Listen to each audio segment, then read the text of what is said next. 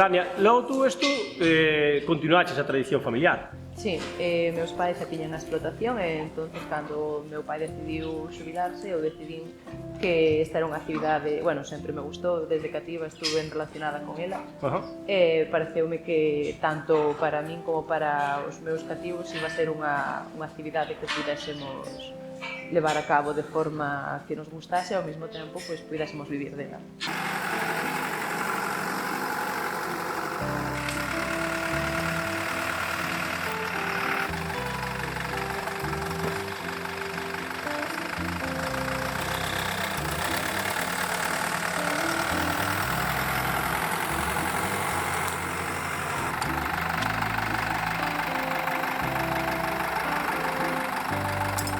Que ves tú en ser gandeira que che poidera facilitar a vida familiar que tú queres? Porque vexo que facedes como un bloque, non? É moi familiar. Ti con teu marido, con Alfonso, e cos cativos, como traballas aí nunha piña. Sí, somos unha ganadería familiar e entre todos colaboramos en todas as tarefas, polo cal é nos moito máis fácil levála a cabo.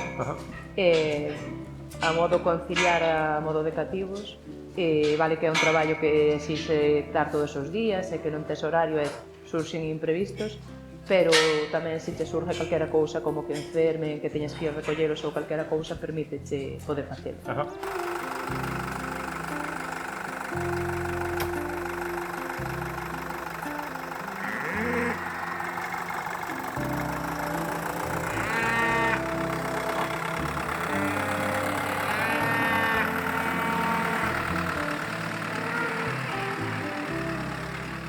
Bueno, somos unha ganadería de vacún en extensivo, están todo o ano fora, salvo no remate dos tenreiros xa grandes que pasan ao cebadeiro a cebarse, un par de meses e despois o noso traballo depende da época do ano, pero consiste en aprovisionalos de forraxe, por exemplo, neste tempo, ahora no inverno, que teñan auga, que os peches estean ben, vigilar cando están próximas ao parto, que se encontren as crías ben.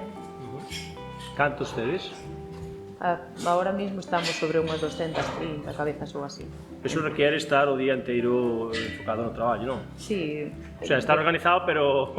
Está organizado e hai a teoría de que o ganado de carne é moi fácil de levar, pero bueno, require tempo, pero o que che decía, cando non é un peche, é unha que non está ben, é outro que acabaron a auga, entonces implica moitas horas para atenderlas.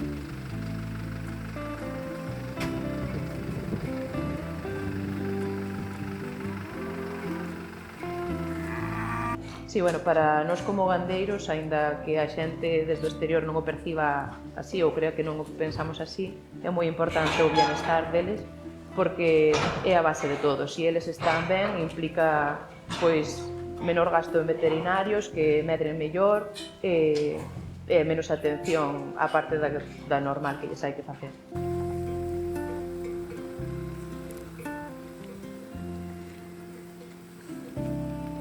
Actualmente dependemos de mataderos externos, non vendemos directamente ao cliente, bueno, porque é unha actividade bastante difícil de levar a cabo.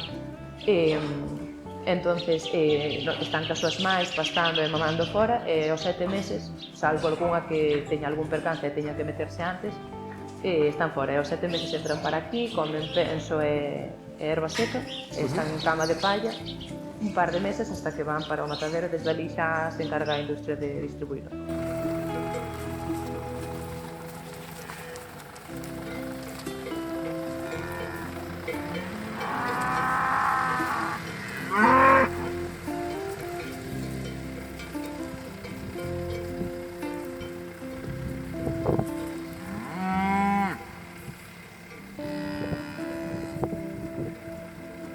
Tú estás tamén, formas parte de Asgafón. Sí. Contame un pouco como é ese proxecto e como se te ocurre a ti meterte, bueno, que te anima a meterte nesto?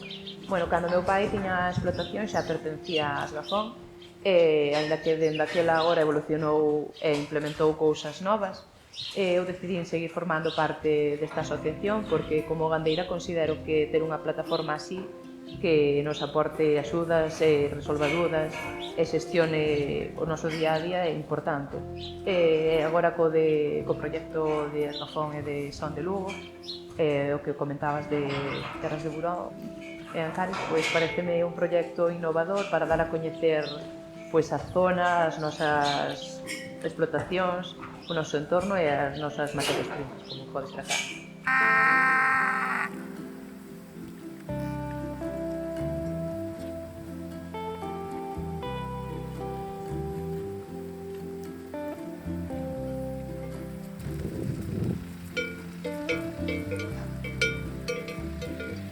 O voso entorno é, a nivel paisajístico, espectacular. Que aporta isto para vos como familia, independentemente do negocio, nas vosas vidas? Bueno, a min pareceme que temos un privilegio enorme poder disfrutar destas vistas todas as mañás, o aire fresco, puro, limpio, nada de ruidos, sentir os paxaros, ver as paisaxes. A min pareceme que non hai diñeiro que pague poder vivir aquí. É algo que agradezco todos os días. Gustaríache que os teus fillos en algún momento puntual se planteasen continuar? Bueno, que decidan eles, non? Pero... Sí, eu creo que é unha decisión que van tomar eles.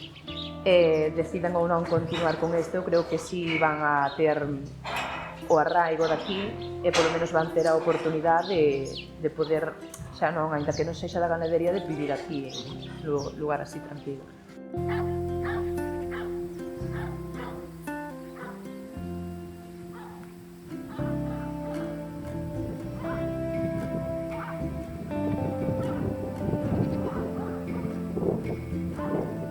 Hai unha cousa que me gusta moito, que tú nas túas redes transmites moito destes valores, nas túas redes en Instagram e todo isto, transmites moito dunha maneira moi simpática e moi alegre estes valores dos que falas. Falo por diversión ou porque realmente tamén che gusta mostrar esa parte como emprendedora no rural e do que faz? Bueno, eu considero que asociado á edad que teño, pois me gusta as redes sociales. E aparte de eso, pues, como me siento orgullosa de poder disfrutar desta calidad de vida, gústame compartilo para que xente que ten unha idea equivocada ou simplemente non coñece como é a vida aquí, o día a día aquí, pues teña acceso a ver, ainda que sexa a través dun móvil, pues ver como é o noso día a día aquí, que poda contemplar mínimamente o que nos disfrutamos. Esa conciliación que fas tú é ese disfrute do paisaxe e de traballar en algo que é a túa pasión, non? Sí.